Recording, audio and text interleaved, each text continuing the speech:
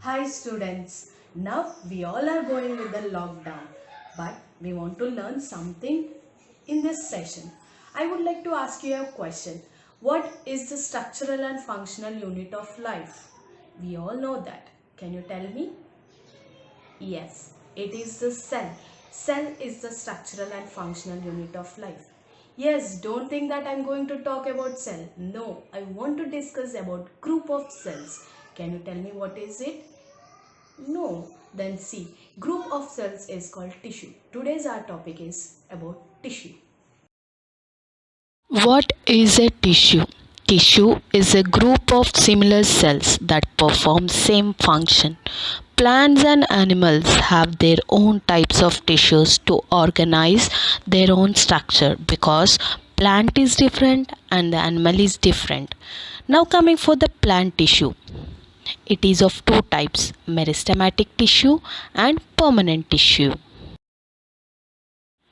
Meristematic tissue. It is a group of young living cells that can divide and form new cells. Here, this meristematic tissue is actually made up of actively dividing cells. Their function is to produce new cells. And do you think where does it found out? Yes, you can guess it because actively dividing cells means it is found in the part of plant that keeps on growing, like the tips of root and tips of stem and then branches. Coming to characteristics of meristematic tissue, they are small and living cells.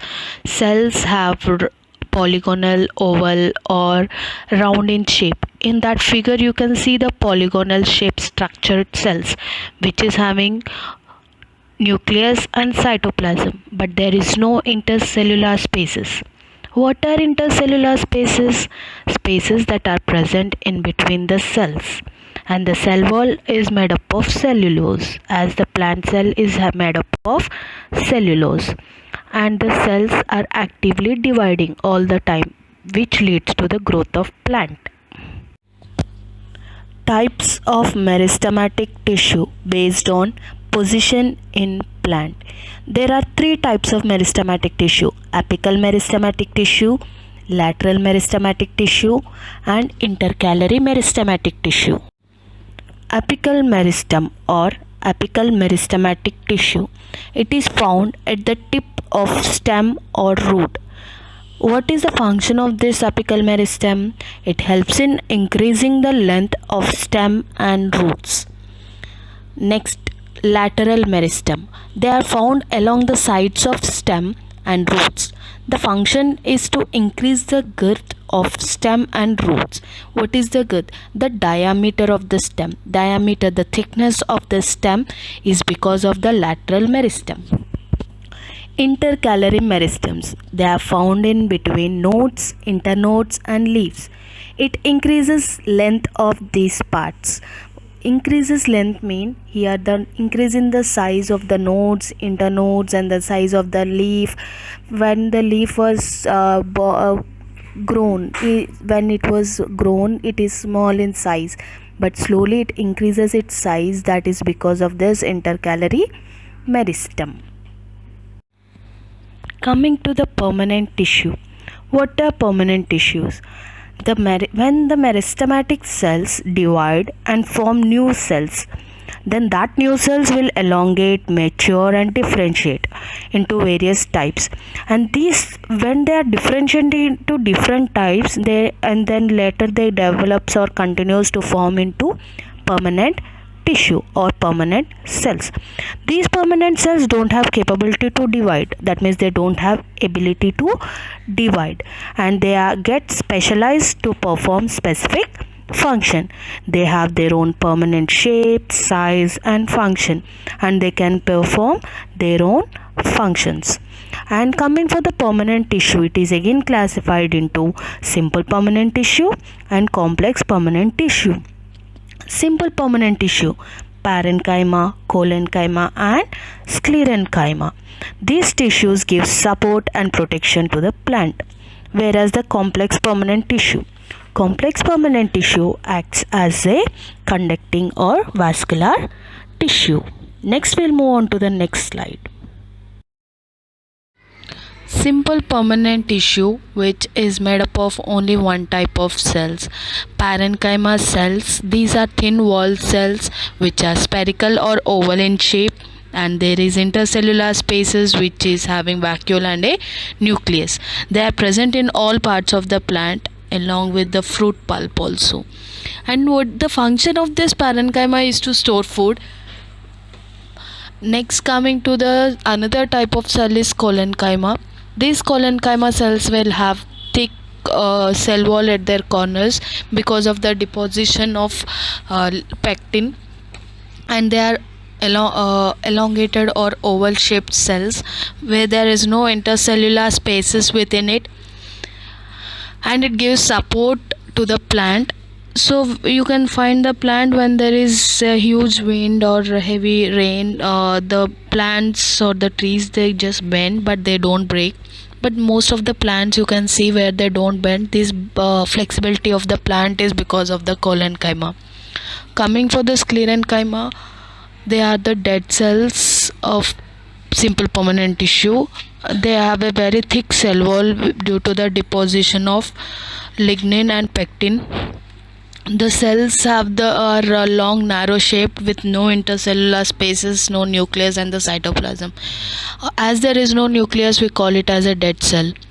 Where do you find it? All the hard part of the plant, you can see this sclerenchyma, like bark of stem, seed coat, and then cover, that is the covering of the seed, or the husk of paddy, the fibers of coconut, all these things. And coming for the function, it gives the strength and rigidity to the plant, and it in seeds it acts as a protective layer. But coming for this sclerenchyma, there are two types of sclerenchyma.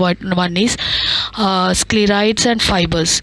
That means how can you differentiate it? Like fibers are long elongated fiber structures, like you can see in the cotton fibers and the jute fibers, whereas sclerite are the small cells with thick cell wall, lignin, made up of lignin, and you can see in the seed coats. So these two types of sclerenchyma you can be seen.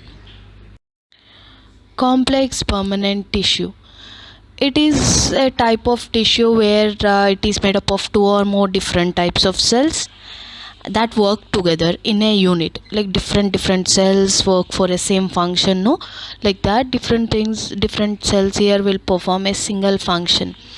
And as I already told you, complex permanent tissue is also called as conducting tissue. Why we are calling it as a conducting tissue? Because it transports the food and the water. For the transporting of food and water, it is of two types. One is xylem and the other one is phloem. Xylem, they are the thick wall cells which is made up of xylem parenchyma, vessels, tracheids, xylem fibers. There are four types of cells which are present in the xylem. This xylem actually helps in transport of water and minerals from root to all parts of the plant.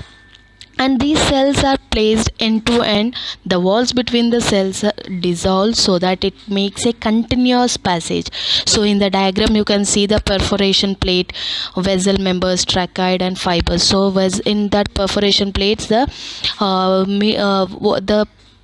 cell wall which is present in between two cells will get dissolved, and which helps in the transport of water continuously. Next comes the phloem. Phloem has all living cells. It has it is made up of four types of cells. One is the sieve tubes, companion cell, phloem parenchyma and phloem fibers. Here you can see the sieve tube, which is, you can see the small holes on it, and then companion cells. Companion cells, you can see that the companion cell is nothing but the cells which give support for the sieve tube, sieve cells actually. Sieve cells, why we are calling it as sieve cell? Because it is having small openings, small holes, where it allows the passing of food and minerals through it. And companion cells give support for sieve cells, and phloem parenchyma, which is help in compacting or making the tissue together. And then phloem fibers, these phloem fibers are only one cells which are dead cells, remaining all three are living cells. And this phloem helps in the transport of food and minerals from the Actually, the food is transported from the leaves because leaves help in photosynthesis and they prepare the food, and that food will be carried to all parts of the plant through the phloem. Why we are talking about minerals from the water? These minerals will be coming through the soil, and these minerals can also be transported through the phloem, so it can move in the both upward and downward direction. And the cells are placed end to end. They form a tube like structure. End to end means one above the other they will be placed, and they form the tube like structure for the transporting of the food. So this is what about the phloem all about. In meristematic tissue, we have apical meristem, intercalary meristem, and lateral meristem. Whereas permanent tissue is classified into simple permanent tissue and complex permanent tissue. Simple permanent tissue, based on their function, based on their location, and based on the type of cell, it is classified into three types: parenchyma, collenchyma, and sclerenchyma. As I already told you, sclerenchyma is based on the fibers and sclerites, and then complex permanent tissue is of two types: xylem and phloem.